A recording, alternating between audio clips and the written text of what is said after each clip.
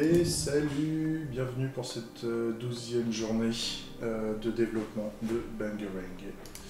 Euh, pour les nouveaux, pour ceux qui ne connaissent pas, je fais ce qu'on appelle un devlog, donc je me filme en train de développer un logiciel. Et le logiciel en question s'appelle Bangarang, c'est un logiciel de démocratie directe qui permet de déclarer des revendications, de les rechercher et de revendiquer dessus avec de l'anonymat. Le logiciel est open source et il est gratuit. En tout cas, avec la manière dont je vais le faire, il va être gratuit. Après, vu qu'il est open source, les autres peuvent le reprendre et faire ce qu'ils veulent. Vous pouvez trouver dans les commentaires le lien vers la démo actuelle de l'état du logiciel.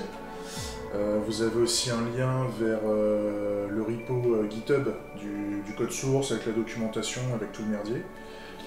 Et vous avez un lien aussi vers la playlist, vers toutes les autres vidéos que j'ai faites, parce que là, normalement, à date, vous devez avoir une trentaine de vidéos, je pense, de développement produit au sens large. Hein. Il n'y a pas que du développement logiciel, il y a aussi du développement produit.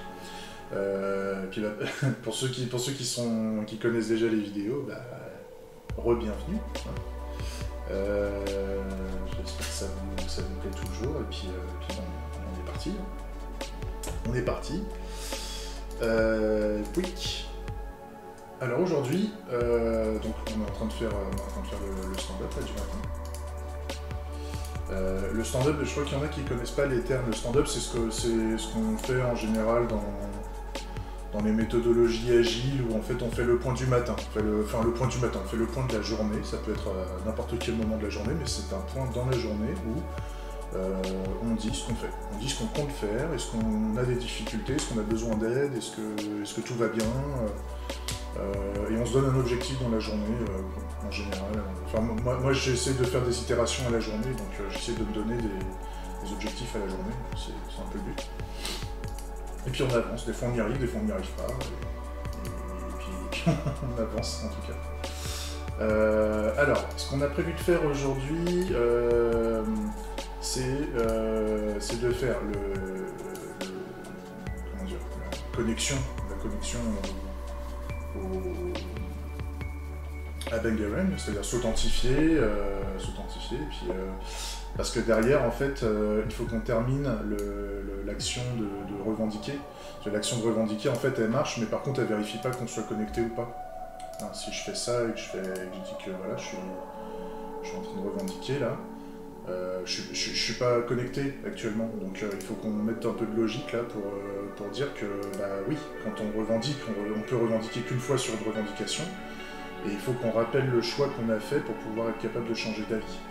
Donc là voilà, il y a un peu de travail à faire, et pour pouvoir faire ça, il faut qu'on stocke l'information au niveau de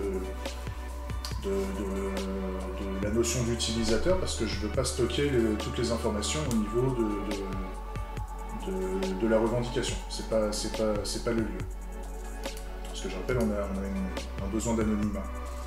Donc voilà, on va faire ça. En fait, on va faire les deux. On va faire d'abord, on va faire le fait d'être connecté ou pas connecté. Et on va mettre à jour aussi le fait de revendiquer avec cette notion d'historique de revendication, grosso modo. Ça va être pas mal. Ensuite, alors ça je l'ai réglé. Le sapeur config issue, en fait je l'ai réglé. Il y avait un problème, en fait c'était dans la config rollup. Rollup qui est l'espèce de... c'est le gestionnaire de build, grosso modo. Et j'ai fait de la merde sur une configuration Svelte. Je l'ai même viré d'ailleurs, j'en avais plus besoin en fait. J'avais fait une double config Svelte preprocess où il y en avait un qui avait source map par rapport à TypeScript et un autre que j'avais fait et où j'avais mis que le post-CSS. Donc en fait il y avait les deux séparés, et donc en fait là j'ai rassemblé le source map pour TypeScript et le post-CSS en plus pour Tailwind. Donc ça c'est bon, c'est réglé, ça gueule plus. Le seul truc qui gueule, c'est que j'ai un problème j'ai une petite alerte ici, je pense que c'est lié à TypeScript aussi, ça gueule un peu, mais bon, c'est un warning, c'est pas C'est quand on veut lancer c'est quand on veut lancer le truc, c'est pas la fin du monde. Je suis en train de me renseigner aussi comment virer ça, mais ça n'empêche pas le fonctionnement et ça m'empêche pas de développer, loin de là.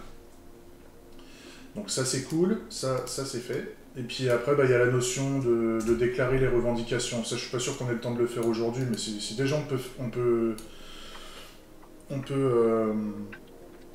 terminer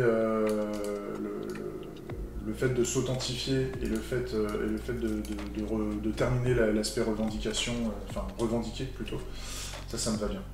Ça me va bien, et puis si on n'a pas le temps de déclarer, on n'a pas le temps de déclarer. On fera la déclaration le jour suivant. Donc c'est cool, c'est une bonne chose. J'ai fait le tour. Qu'est-ce que j'ai fait d'autre Si, j'ai fait quelques petits trucs, vite fait, hein. J'ai fait 2-3 petites choses ce week-end. Là, vous allez voir, là, quand je rafraîchis, vous allez voir qu'au début, la page, elle est mise en page, justement, de manière bizarre. Je sais pas si vous avez vu. Ouais, là, normalement, vous avez vu, il y a une espèce de mise en page un peu chelou. C'est qu'en fait, j'ai mis le CSS en non bloquant. C'est-à-dire on charge d'abord la page HTML et après on charge les styles CSS après. Enfin, on donne le temps au CSS de se charger, ce qui fait que le chargement de la page est bien plus rapide qu'avec le CSS, même si le CSS est très léger en taille. C'est une recommandation de bonne pratique. Par contre, le problème, c'est qu'on a vraiment une petite vue dégueulasse au début. Et ça, en fait, il faut mettre un ensemble de CSS minimum, en fait, pour avoir au moins le minimum de style qui permet d'avoir une page pas trop dégueulasse. Et ça, je ne l'ai pas fait encore. Je ne l'ai pas fait, puis ça dépend des pages où on se trouve, parce qu'il faut charger les styles minimum.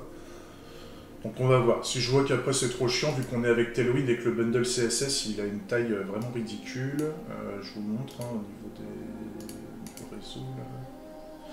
Le global CSS actuellement. Non, c'est pas ça que je voulais montrer. Hop.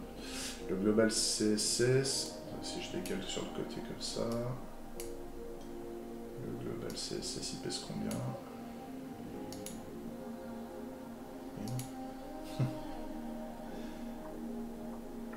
Rafraîchis-toi.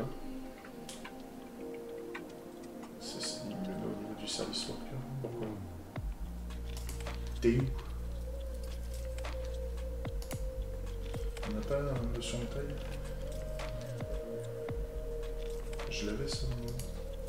Après c'est peut-être parce que je suis en train de développer aussi, donc ça fout le bordel. Mais grosso modo je crois qu'il faisait 4 kg. Il faisait 4 kg le global CSS actuellement, donc il va peut-être augmenter au fur et à mesure qu'on rajoute des trucs, mais vu que nos interfaces sont assez normées, on va pas en rajouter des tonnes normalement. Donc voilà, c'est pas mal. Puis là en plus, là, moi j'ai désactivé le cache, donc là normalement si je rafraîchis, on a le cache, qui est en place, et donc les temps de chargement sont hyper rapides. Grosso modo, on a le site qui est chargé, enfin là c'est normal, je suis en local. Hein. Je suis en local, on a une vitesse locale, donc, mais le total de téléchargement, là on voit, hein, le total transféré, c'est 82 kg. C'est rien, c'est ridicule. Et encore, j'ai de la donnée dans le JavaScript parce que j'utilise des données locales, donc on est bien. Ouais, le temps de chargement, le chargement du DOM met 47 millisecondes, donc ça, ouais, 50 millisecondes, et le total pour le reste, ça met 157 à terminer tout le chargement, donc c'est ridicule. Donc voilà. On a fait le tour. On a fait le tour pour la journée. Je vous reprends pour la suite. Hein. Allez, c'est parti. Des gros bisous, à plus, et puis normalement vous aurez la vidéo qui suit le lendemain. Le lendemain ou dans l'après-midi, enfin ça dépend, j'essaie de... Normalement, le rythme de vidéo, là, les sorties, c'est à peu près 2 vidéos par jour, en fait, pour que en fait, ça se séquence assez bien, vu que je développe 2 jours par semaine sur le produit. Donc la suite dans une demi-journée. Voilà. Allez, à plus.